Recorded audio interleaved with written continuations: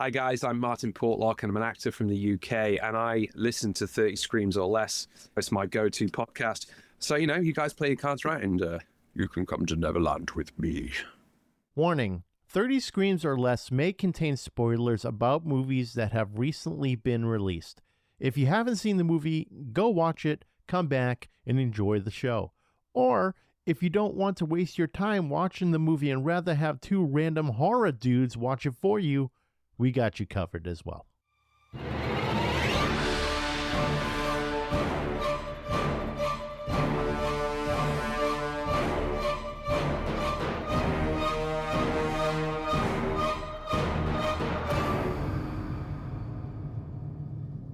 Welcome everyone to 30 Screams or Less, a horror movie podcast where we review horror movies in 30 minutes or less. Let's talk about something else other than this particular movie. The movie...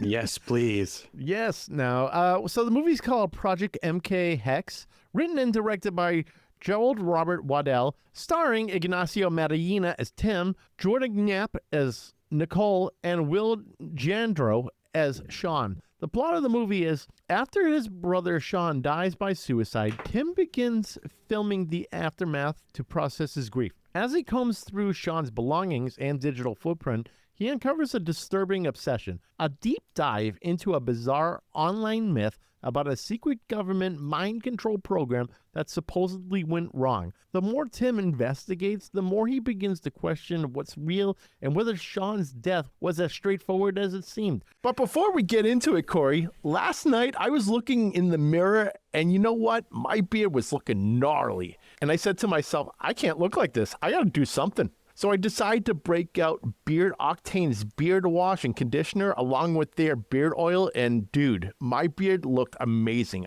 I'm glad you turned me on to Beard Octane. Yeah, of course. Like I said, I've been using their products for years and I can vouch for them. And whether you're pounding IPAs or chopping wood, you got to look your best. Visit beardoctane.com and use the code 30screams10 at checkout for a 10% discount. It helps us. And like I said, the products are absolutely incredible. They're local too. They're based out of Connecticut. So help them out and support small businesses. We're not just slinging beard grooming supplies.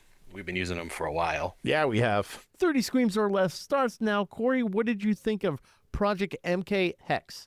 I was excited to watch this after I saw the initial trailer. Screambox was generous and gave us an early screener of this film to review, but it just wasn't for me. I'm a big fan of found footage, as we've talked about before. We love that genre, but this just felt like a long episode of Unsolved Mysteries for me. Yeah, I could see that. I do want to give people a heads up first. Anyone watching this movie that has epilepsy, proceed with caution, because holy fuck, was there tons of flashing stuff. Oh, yeah. And that's the whole idea of Project MKHEXE, or Project MKHEXE. You know what? I was looking at it, and I'm like, is that Project Hex EXE? I'm thinking it's like a file. I'm like, I don't know. So I wasn't sure really what to fucking think of, like, the name. So you should have post the audio of us trying to, because we were discussing last week before we started recording about how what we were going to review this week. And we're like, let's review Project MKHEXE. It was like 10 minutes of us trying to figure out how to say it. I guess that'll be the blooper if I can fucking find it. Or the beginning of this one. There we go. So yeah, I see what you're saying. There was even parts in this where they were parodying a show for Unsolved Mysteries, and it was called Uncanny Fables. So instead of Unsolved Mysteries, there was Uncanny Fables. And this movie kind of played out like a documentary, but found footage and also kind of the making of a documentary. It's kind of weird. It's kind of like all over the place. And I didn't really know what to think of it. I kind of felt the same way about that movie. Do you remember the one that we reviewed that was like the Fomentary one about like the town that got demolished by, I think, zombies? Yeah, The Sadness. Nope, not that one. Wasn't? No, that was an actual movie. Wait, wasn't? That was a mockumentary about zombies. It was way back. It was like a photographer who was the only survivor of like this whole town. And he was taking photos of all the chaos that was happening. Oh my God. I know you know. You know, but we did it way back. We did it while I was still in Florida. And man, when I saw that, I fell asleep while I was watching it. And it wasn't that it was bad. I think it was just so much talking and it was so monotone and just did not hold my attention. And same with this one. This one just did not hold my attention. I was doing everything else other than taking viable notes. I look at my notes again. I'm like, I think I was just talking bullshit gibberish throughout watching this whole movie. Did you happen to glance at how little I had? Yeah, your shit can fit in a Twitter X post. I was like, I think I can fit that right in there. Yeah, we'll just take Corey's notes, post them online, and that'll be the review of this movie. Yeah, the transcript is all you guys are getting for this one. Sorry. Sorry, it's just everyone. mine. But this movie's quite long, too. I don't think it needed to be nearly 2 hours long. I think this thing could have been wrapped up in an hour 30, not 90 minutes. Yeah, and not only that, but it felt longer than it was by a lot. Yeah, there was a lot going on with this. There was a lot of confusion. I was very confused kind of watching this thing. I'm watching it and I'm like, okay, it's about mind control. Or is it? Is it about cults? All right, what is happening here?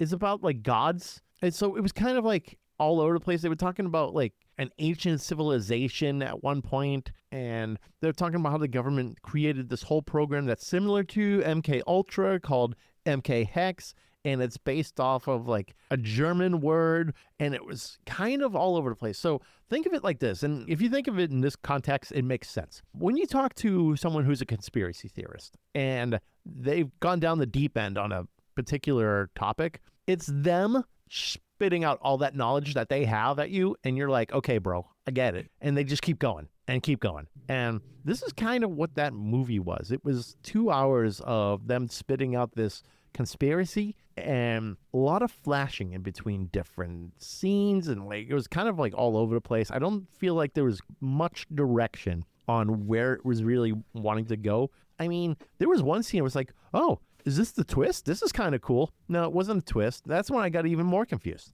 And that's more towards the end of the movie, and we'll talk about it. But this is how I felt about the movie. I just felt really confused watching it. I wasn't sure what was happening. The notes I was taking, like, were kind of just bullshit notes. I didn't see much in this movie that really made me go, oh, that's really cool. I want to note that. And to be honest, there's not much really to talk about it. We could wrap this up in 10 minutes this episode, or we can just talk bullshit the whole time. I mean, we can talk here and there. I don't think we need to go through it bit by bit like we usually do. But like, I did like the concept of what Sean apparently uncovered, and that's the fact that the government has this machine that they were infecting people with nightmares, essentially. Right. It sounds exactly what's happening in the world now. Yeah, okay. That's fair. Yeah, it does sound like that. So yeah, the concept was pretty cool, but I'm not going to lie to you. I found myself pausing this and looking at seeing how much time was left in it. And I felt like time kept getting added. Yep. And I felt like I was the one getting fucking nightmare machined. Sorry. It's all right. I even put in my notes, like, if Nightmare Machine isn't a band name, I'm taking it and I'm copyrighting it and I'm trademarking it. It's going to be mine. You're a pro in trademarks and copywriting stuff now, so. Apparently I am. So, yeah, I'll trademark that shit. Or do a shot every time you hear Nightmare Machine, because they say it over and over, and holy fuck. If you had some whiskey right in front of you and you're like, let's do shots every time they say this, you'd be fucking trashed. Absolutely trashed. Steve, just, I have whiskey in front of me. All right, well, you want to do shot for shot then? Nope. No? No, I have a 3:30 a.m. flight to catch, or a 5:30 a.m. flight to catch. Yeah, you don't need to be fucking vomiting everywhere on the plane just because you're like, I'm going to go toe-to-toe with Steve on whiskey for this little game. It's almost like the Royal Rumble game. I was just going to say, it's like the Royal Rumble game that we used to play. Oh, man, that thing was brutal. Oh, I opted out after a while because it's bad. What was it, like the 92 Rumble, right? We always would do the 92 Rumble because it has so many dead people in it. And one of the stipulations was every time a dead person comes out, you take a shot. Yep. Or every time someone goes over the bottom, the middle, or the top rope, you take a shot. Or every time someone says something on commentary, you take a shot. Yeah, you were fucked before the middle of it. Yeah, you're halfway into this Rumble, you're like fucking toast. Right, that's the best one too. I mean, that's the one that Ric Flair won. It's arguably the best Royal Rumble ever. Yep, absolutely. I think everyone could kind of agree to that because the star power in it, and I think this was the first one where someone won a title in, right? Yeah, because I don't even think they do that nowadays, where they'll have a title defense in the Royal Rumble. It's to wrestle the champion or whoever you pick at Mania. Right.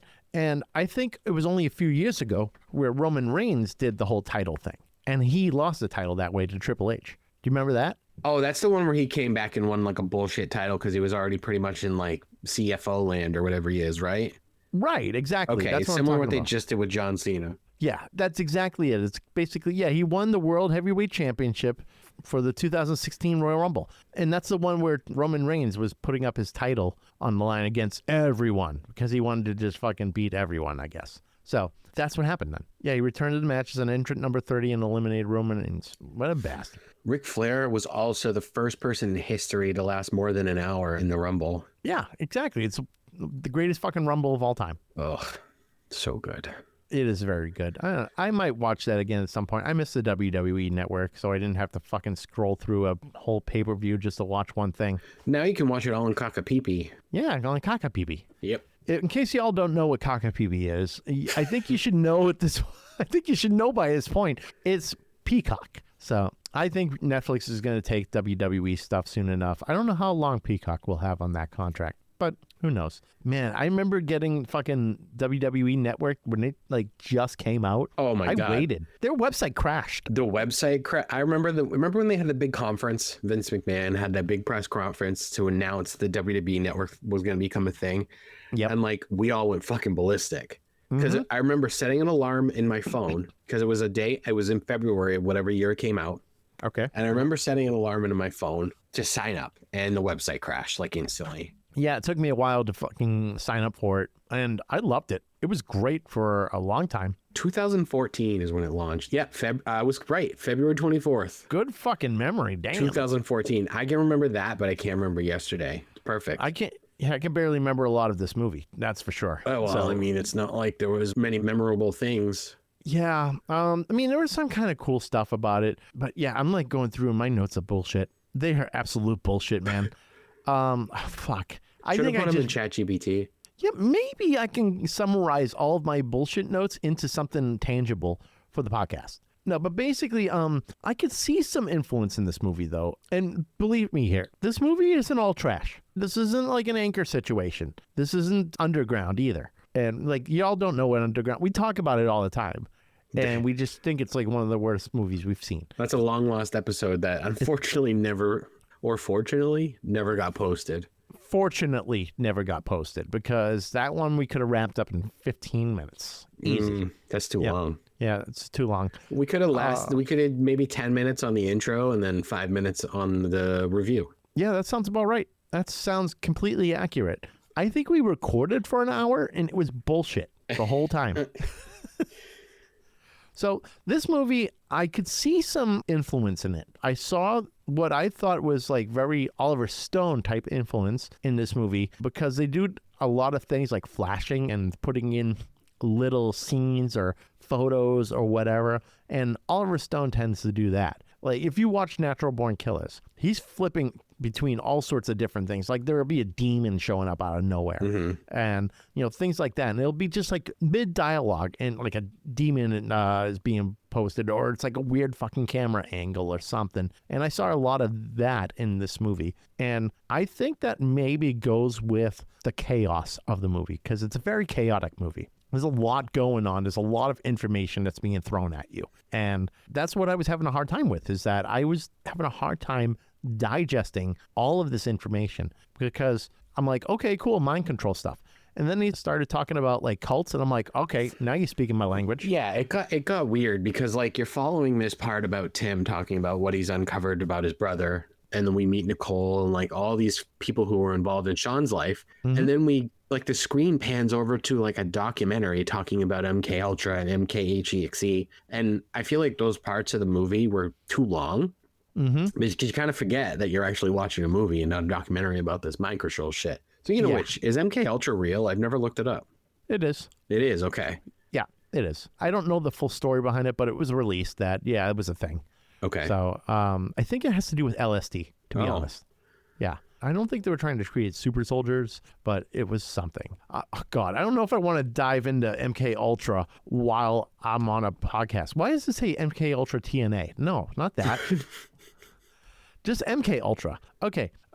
Human experimentation project designed and undertaken by a U.S. Central Intelligence Agency to develop a procedure, and identify, it was basically for brainwashing and interrogations and shit. That's basically this, to sum it up. If you want to dive into MK Ultra, go for it. No, I'm good. No, I'm saying like anyone listening, go for it. They're good too. Actually, it's even on CIA.gov. They're talking about it. So it's a code name for a covert CIA mind control and chemical interrogation research program.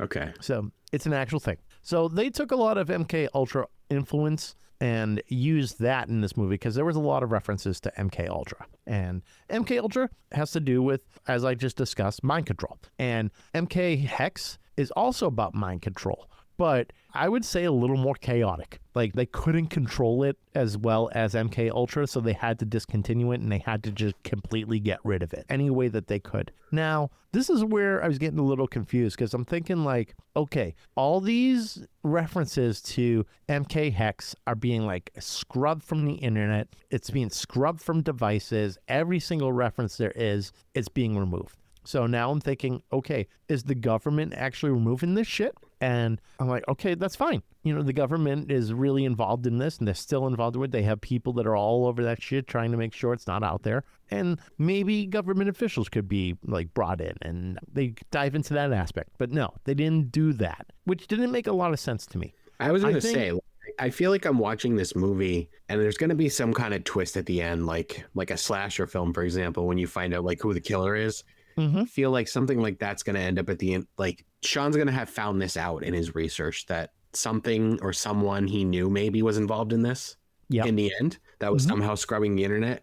Yeah. But they didn't go back and address that at all, right? No, Okay. they didn't. Yeah, they never, like, they've made a point in the movie to say, like, several different times that there was someone scrubbing the internet, but no one knew who. And then they never revealed it. Yeah, exactly. And apparently these cult members that you never see, they're the ones, I guess, scrubbing the internet of this stuff. That's never explained either. I feel like there was a lot that was not explained. And that's where a lot of my confusion lies, is that I don't really know how to process this information. I mean, you can say we're using that and like trying to develop our own opinion on what happened, and that's a good idea. If they want to just be like, we're going to leave it completely open-ended for you to figure out what the hell is happening. It's like, okay, well, maybe point us in some sort of like more logical direction or just kind of narrow it down a bit and then we can have a discussion. But otherwise we're like, I don't know, maybe it was about the government. Maybe it was about aliens.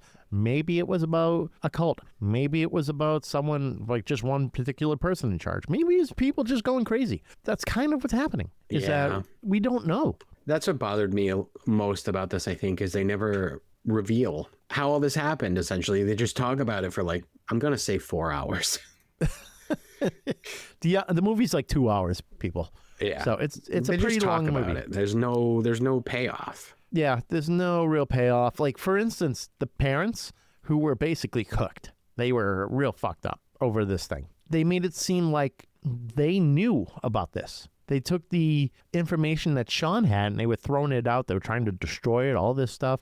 So it made me think like, okay, are the parents part of this cult? Are they agents in charge of making sure that doesn't get out there? Stuff like that? No, I think they were just grieving parents. Right? The mother seemed kind of, I don't want to say possessed, but definitely something going on with her more than most characters in this movie. Yeah.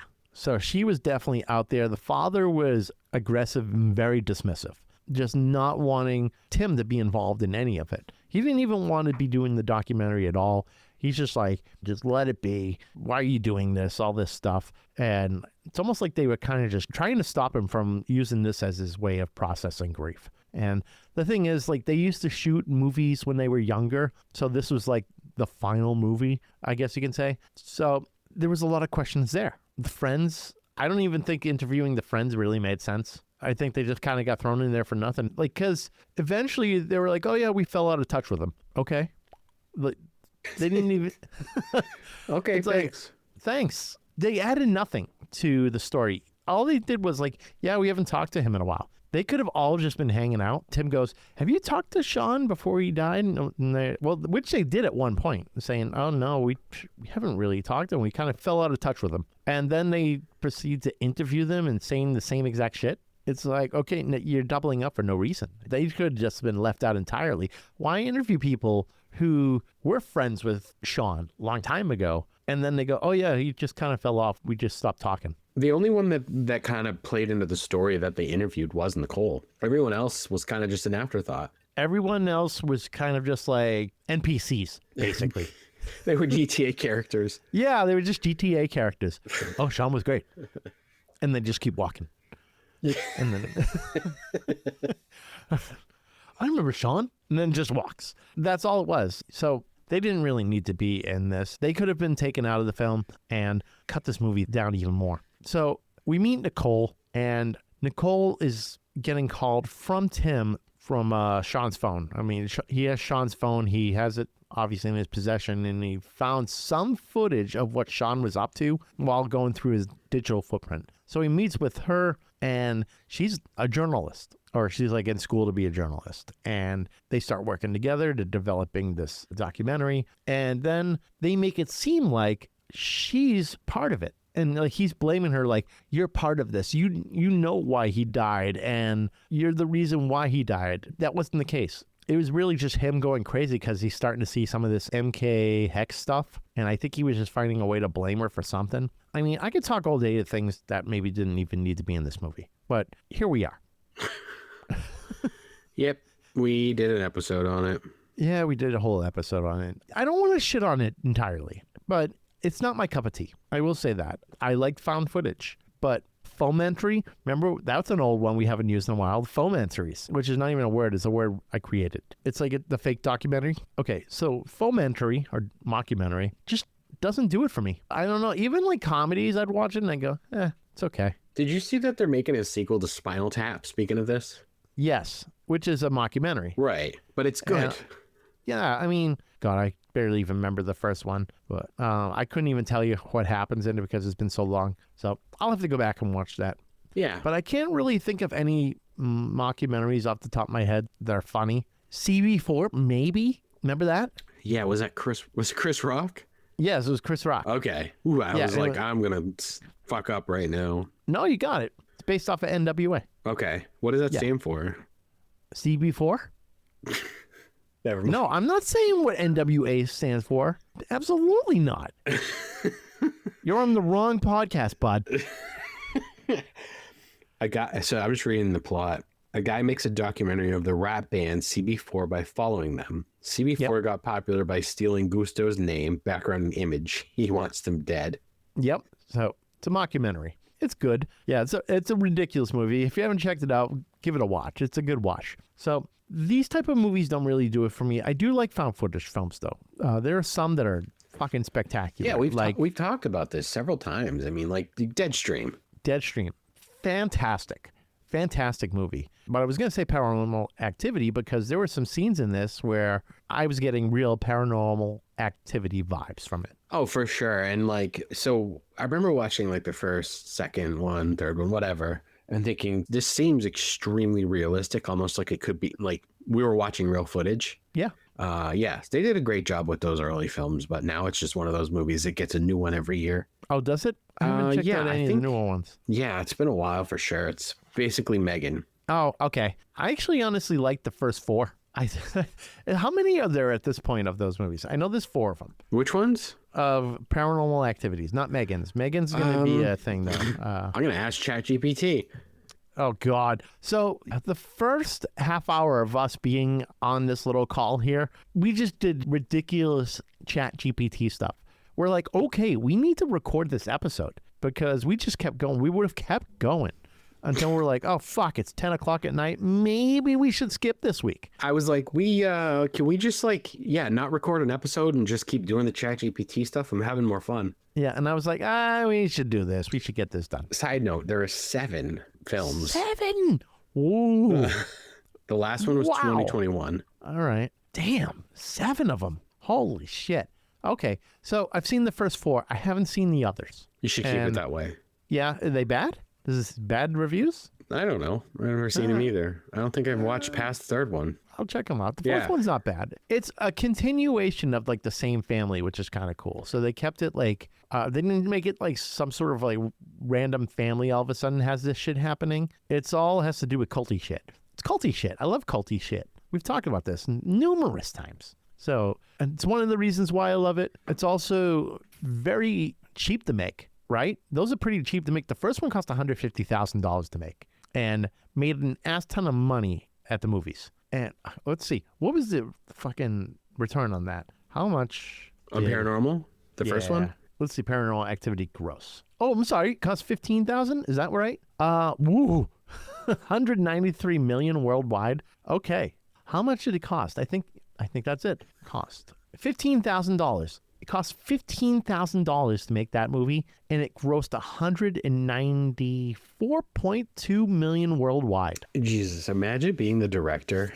Like, you just kind of have this vision where you want to make a film, and then you get, a small amount of money in today's world, anyways, and you turn it into millions. That's a hell of a return. I mean, put that in your portfolio, like on your resume, even. Oh, I made a $15,000 movie and turned it into a fucking empire. It's like, oh, okay then. Hey, same can be said with It's Always Sunny. I mean, they think they filmed their first episode for like $50, something like that. Really? It was really cheap. Oh, okay, I was wrong. It cost $200 to make. The first episode? Anywhere between $85 and $200. Damn, I never knew that. Yeah. And I love very that cheap. show. Yeah, and now the first season was then ordered by FX with the show's budget being $450,000 an episode. They bought in hard, and you know what? It paid off. So, yeah, they're about to come out with season 17, I believe. Yeah, they're doing pretty well. Good for them. That's like one of the few like comedy shows left that has so many seasons and manages to keep every episode original. Mm-hmm. Yeah, they're all nuts. And every episode is different. It's not like a run. Well, there are little running stories in a handful of them, but mostly it's a new story every episode. Exactly. It's a new story every episode, or they might do it like a dual episode where they'll have one story and continue it on to the next type deal. So they're very smart at writing. I was optimistic about this movie. I felt like that maybe it could have been a potential hit, right? I read the synopsis. I was like, it doesn't sound too bad. Like, we wrote a better one using ChatGPT, but I was like, okay, I can probably get down on that. I will say this. How do you feel about the acting? Uh-oh. No, that's not bad. And I mean, this is part of my final review, so. Oh, okay. So, well. Because what? Yeah, go ahead. Yeah, we'll talk about it a little bit, and then you'll do your whole final review. No, I was just going to say the acting was pretty much fine, but the actor that plays Tim, Ignacyo Matynia or whatever, unreal. He did a great job. I was thinking the same thing. Ignacyo, I thought he was great. I thought he showed a lot of promise. Crying on camera, not easy. It's not an easy thing. Not a lot of actors can pull that off. And those that can, it's very impressive. And I think he shows a lot of promise. I mean, how many movies does he have under his belt? I'm just looking now, but he's got a few. Some TV stuff. He plays a thug in Luke Cage. Really? Okay. Might have to check that out again. Did you watch Luke Cage? Yes, I did. And yeah. It was so awesome that I don't remember any of it. Oh no, that's hot fucking sarcasm right there. I mean, I loved like that they tried to bring the Defenders into live action, but I thought Luke Cage was kind of ass. Iron Fist was good. Jessica Jones was ass. Yeah. And now, I mean, they're kind of teasing it in Daredevil, so. Which, okay. Yeah, I liked Iron Fist. I thought it was good, but it was basically identical to Green Arrow. It is like an identical story. Oh, Arrow? Yeah, or Arrow. I'm sorry, just Arrow. Yeah. It is identical. Yeah, it's very similar for sure. Yeah. So, rich son comes home after presumed dead, takes over the company, starts fighting crime, all that stuff. It's pretty much it's Batman. So it's just another version of Batman. Except actually, Arrow doesn't have superpowers. Arrow doesn't, but some of the people in that universe do. Yeah. I mean, it's DC, so. DC, I think, tends to have more powers, right? They're more power-based? No, they're just bad at everything. Just bad at everything? They're not good at anything. Damn. Marvel's better at movies, I'll say that. Mm-hmm. But someone will debate me all day. And I'll go, well, I don't know. I mean, some of the Justice League movies are all right. Nope. You don't like any of them? Fuck no. Wow. I wish they did. I haven't brought, although I will say I have not brought myself to watch the 4-hour extended cut, and I probably never will because I hated the first one so much. I did. You watched the director's cut? Yeah. I heard it actually made a difference and made a movie kind of good, but I don't give a shit that much. To be honest, I don't remember much of it. So I don't think it really added too much to the movie. Yeah, and it's like everybody I've known that's ever really mentioned that movie besides you says that the Justice League director's cut, it makes the story so much better because there's a lot of stuff they cut out of the theatrical version. They did, yeah. Obviously to make the movie 2.5 hours longer than what we saw in theaters. Yeah. Oh, yeah. But yeah, I don't know. It's not something I'll watch, really. Like I'll go out of my way to watch. It's like a damn near hour per member. Yeah. The movie, this MKHEXE movie was about the same amount as the Justice League director's cut, though. It was the same amount of time. It felt that way. They were the same length. Gerald, we're sorry, man. Just too chaotic. Honestly, I think we should just go into our reviews, our wrapping up reviews, because you know what? I'm sorry, real quick. I want to talk about this because the ending I thought was going to be a twist. Tim's at this point has been infected by MKHEXE, and we didn't even talk about Nicole dying. Oh, you know what? Let's not do the end reviews yet, because there's a few other things I want to talk about. Right? I know. Shut up. So the police scene I thought was really cool because they're filming it on a cell phone. That's clearly a cell phone. Mm-hmm. And the effects that they did while still looking like a cell phone, I thought was really cool. And like they were doing the whole like the screens flickering and shit. Oh, yeah. How can we forget the screens flickering and the camera cuts and all that shit? Yeah. I think it was excessive, but... Yeah, I thought that was cool. I did like some of the effects for when Sean was summoning this, like, wormhole thing. This is what I mean. I don't know. That sounded so ridiculous. Yeah, well, he was basically, like, he found a way to channel the sound for MKHEXE. I don't even know what this is even for, but he's got it on his iPod and he's making like the sound. He's got like all these speakers set up in a circle, and when he puts the sound on, and it almost looks like a wormhole opens up, and then you start seeing all these shadows appear, and this is where we're thinking it's the cult members, or maybe it's just shadow men, secret agents. We don't know. I thought that looked cool at least, but some of the effects I thought was pretty good, but I'll wrap all that up in my final review. Corey, why don't you go into your final review? What do you give Project MKHEXE? 2 out of 5. I'm not going to shit on this completely, but I really didn't like this at all. It got lost several times in the story that I was trying to tell about Tim's struggles trying to find out why his brother committed suicide. It dragged a lot, and the constant camera cuts had me confused at times. The audio mix was bad. I found myself having to turn the volume up and down several different times. Really? Okay.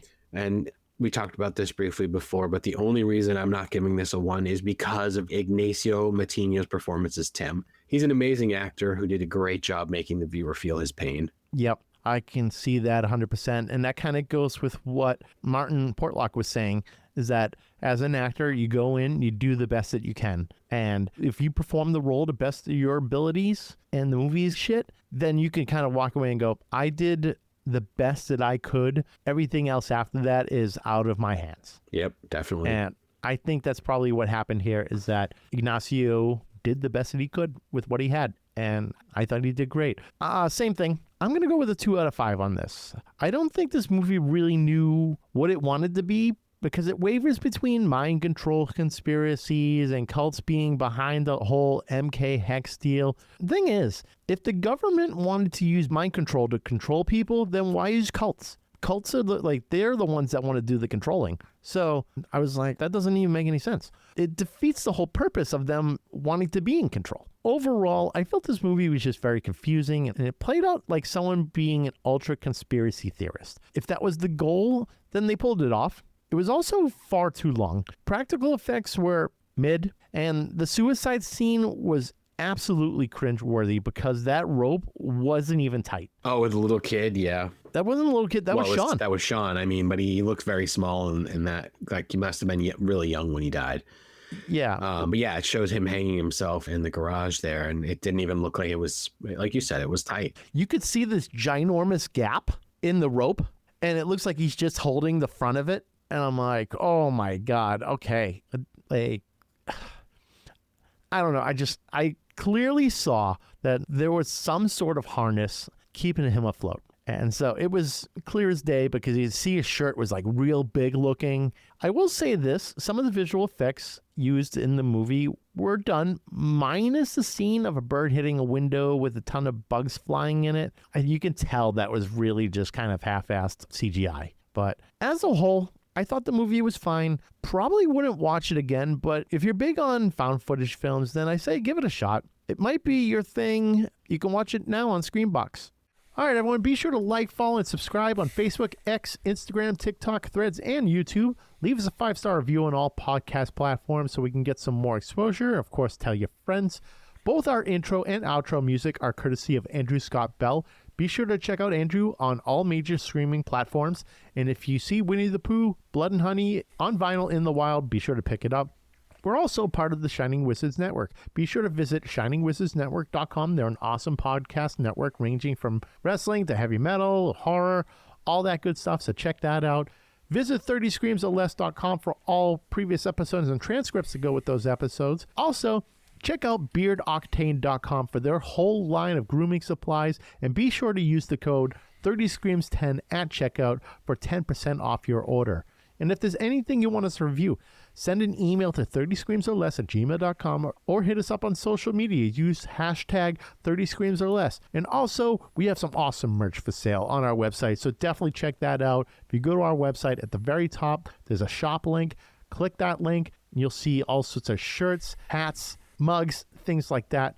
If you buy it, it helps going towards our hosting costs. I'm Steve. I'm Corey. And thanks for listening to 30 Screams or Less. And don't forget to drink your beans.